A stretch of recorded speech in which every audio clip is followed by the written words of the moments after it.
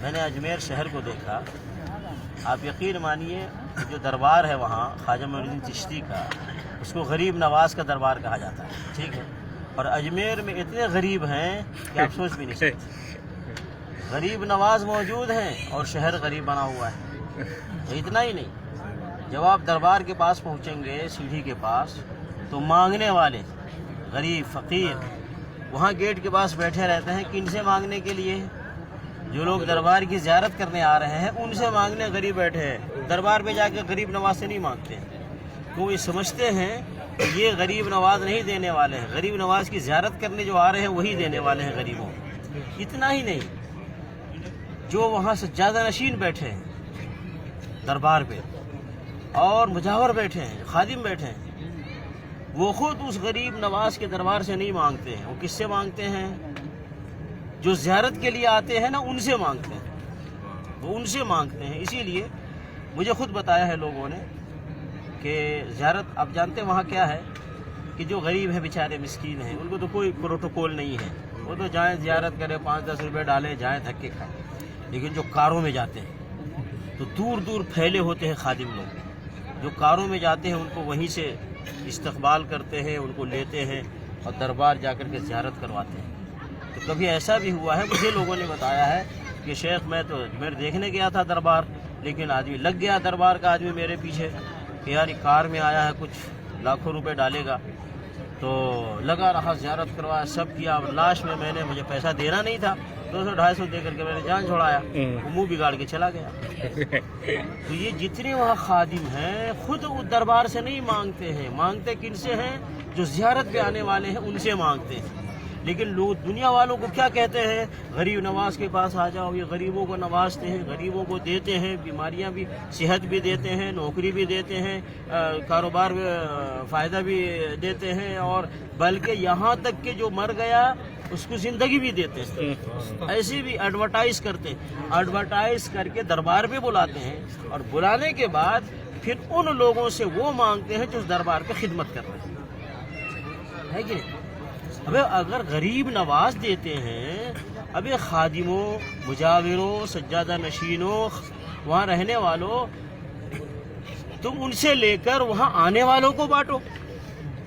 ان سے لے کر، غریب نواز سے لے کر کے جو لوگ زیارت کرنے آ رہے ہیں ان کو تمہیں بانٹنا چاہیے نا.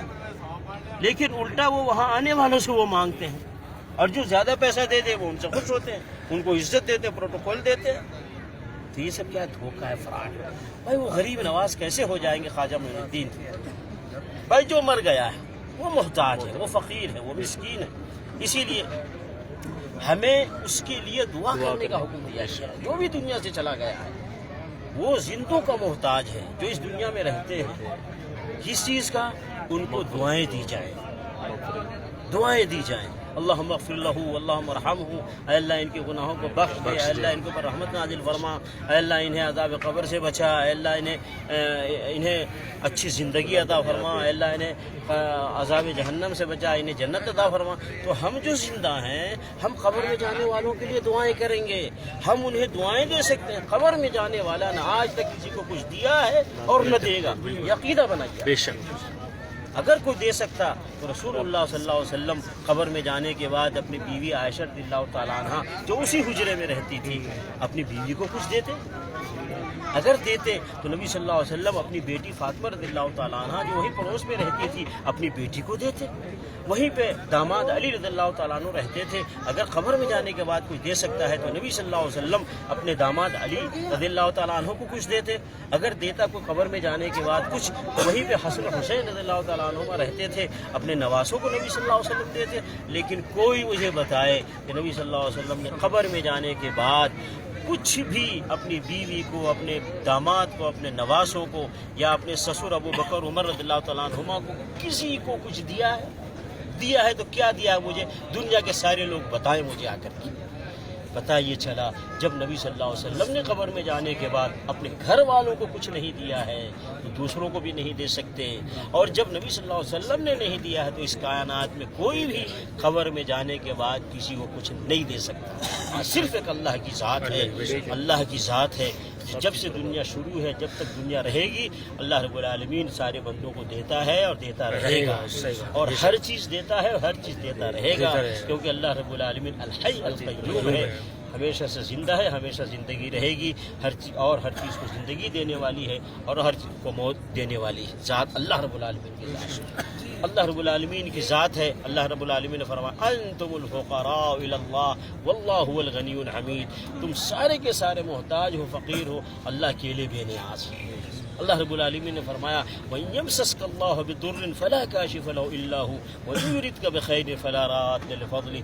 اللہ رب العالمین کی ذات وہ ذات ہے کہ اللہ نے فرمایا اگر تمہیں کوئی تکلیف پہنچے کوئی نہیں دور کر سکتا اس تکلیف کو سوائے اللہ کے، اور اگر اللہ تعالیٰ تمہیں کوئی خیر اور بھلائی دینا چاہے اس کو کوئی روک نہیں سکتا۔ اللہ رب العالمین اگر تمہیں کوئی خیر بھلائی دینا چاہے کوئی نہیں روک سکتا اس کو۔ نبی علیہ الصلوۃ والسلام فرمایا کرتے تھے اللہم لا مانع لما اعطیت ولا معطی لما منعت ولا ينفع ذا الجد منک الجد، اے اللہ جس کو تو دینا چاہے اس کو کوئی روک نہیں سکتا، اور جس کو تو روک دے اس کو کوئی دے نہیں سکتا۔ کسی مالدار کو اس کی مالداری اللہ کے مقابلے میں اس کو کام نہیں آ سکتی۔ اس لیے میرے بھائی قبر میں جانے کے بعد آج تک کسی نے کسی کو کچھ دیا ہے اور نہ کوئی دے گا، بھائی قبر میں نہیں بھی گیا لیکن ہم سے چھپے ہیں عیسیٰ علیہ السلام، ہم سے چھپے ہیں، ہم سے کوئی کانٹیکٹ نہیں ہے، کوئی تعلق نہیں ہے۔ عیسیٰ علیہ السلام جب سے اللہ رب العالمین نے اٹھا لیا اس دنیا سے، کیا عیسیٰ علیہ السلام نے کچھ دیا ہے آج تک کسی کو؟ بتائیے۔ عیسیٰ علیہ السلام ابھی وہ قبر میں نہیں گئے ہیں، ابھی ان کی زندگی ہے، زندہ ہیں، بس دنیا سے اٹھا لیے گئے ہیں اور اللہ سے قریب ہیں، لیکن کچھ آج تک نہ دیا ہے، نہ دے رہے ہیں، نہ آئندہ دیں گے۔ تو اس لیے میرے بھائی یہ سب چیزوں کو ذہن میں رکھیں، سمجھیں اور اس کے مطابق عمل کریں، اور یہ لوگوں کی گمراہیوں کے پیچھے نہ چلیں۔ قبر میں جانے والے دیتے ہیں، کسی کو غریب نواز بنا دیا، کسی کو بندہ نواز بنا دیا، کسی کو داتا بنا دیا، کسی کو مشکل کشا بنا دیا، کسی کو غوث اعظم بنا دیا، کسی کو گنج بخش بنا دیا، کسی کو علی مشکل کشا بنا دیا۔ یہ کس نے بنایا ہے؟ اللہ رب العالمین نے نہیں بنایا کسی کو، نہ رسول اللہ صلی اللہ علیہ وسلم نے کسی کو یہ سارے چیزیں دی ہیں اور نہ بتایا ہے۔ ان سب یا تو شرک کے راستے ہیں یا بدعات کے راستے ہیں، بہرکیف گمراہی کا راستہ ہے، ان سے بچنا چاہیے۔ اللہ رب العالمین ہمیں صحیح دین کو سمجھ کر اس کے مطابق چلنے کی توفیق عطا فرمائے۔ آمین۔